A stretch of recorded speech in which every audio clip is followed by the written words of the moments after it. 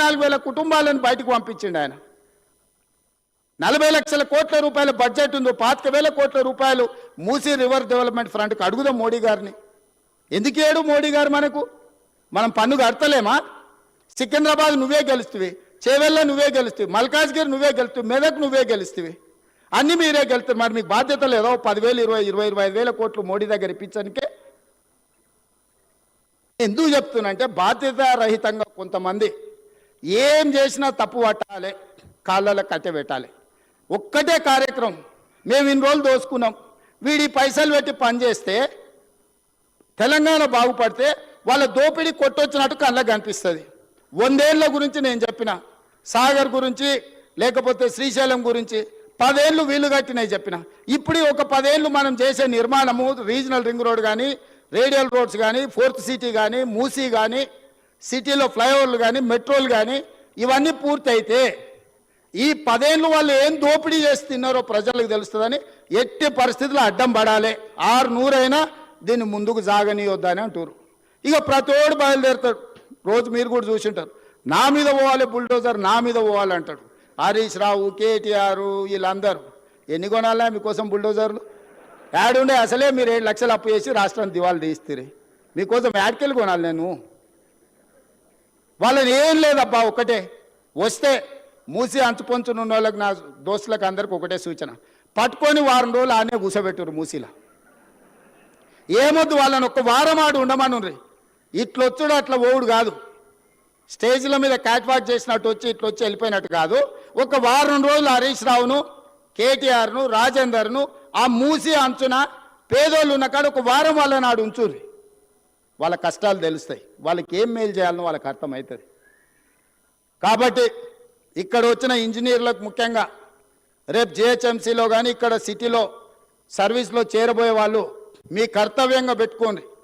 రేపు గొప్పగా మీ సర్వీస్లో మేము రీజనల్ రింగ్ రోడ్ వేయగలిగినాము, మేము రేడియల్ రోడ్ వేయగలిగినాము, మేము మూసి నిర్మించినాము, హైదరాబాద్ నగరంలో మెట్రోను మేము నిర్మించినామని చెప్పుకునే విధంగా గొప్పగా పనిచేయండి. ప్రభుత్వం మీకు అండగా నిలబడుతుంది.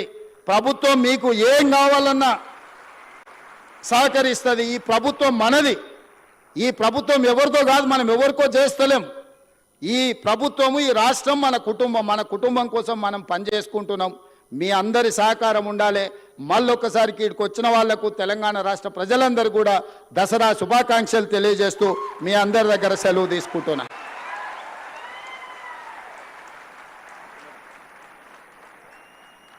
ప్రతి కుటుంబం ఆనంద కదంబంగా కావాలని ఆనరబుల్ సీఎం గారు ఇప్పుడు కొన్ని నియామక పత్రాలను అందజేస్తారు. ముందుగా ఈ కిరణ్ కుమార్ తెలంగాణ మహాత్మా జ్యోతిబా పూలే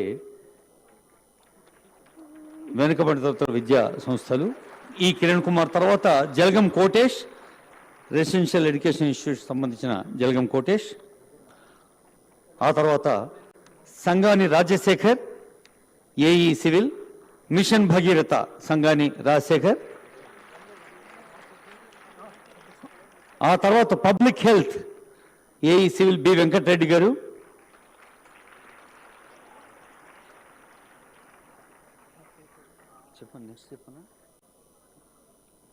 మిషన్ భగీరథ టోకెన్ గా ఒకరికి, పబ్లిక్ హెల్త్ నుంచి ఒకరు. ఇప్పుడు గిరిజన సంక్షేమ శాఖ ముదినేని సుమన్, తర్వాత జాదవ్ సందీప్, తర్వాత ఎస్ శరత్ కుమార్.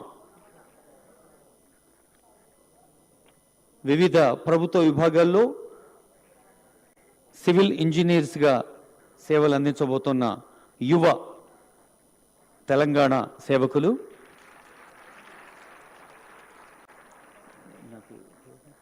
తర్వాత పంచాయతీరాజ్ నుంచి కేటీ నాగరాజు, ఎన్ శివకుమార్.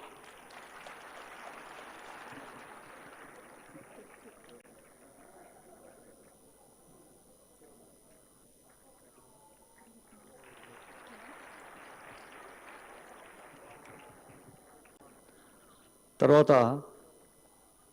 R&B నందిగారి భానుప్రకాష్.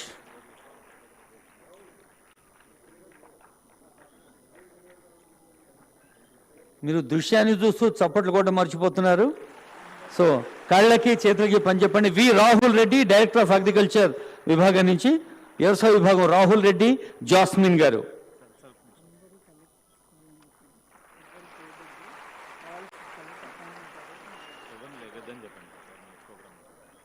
తర్వాత ఇంటర్మీడియట్ విద్యా విభాగం నుంచి బండా శంకర్ గారు,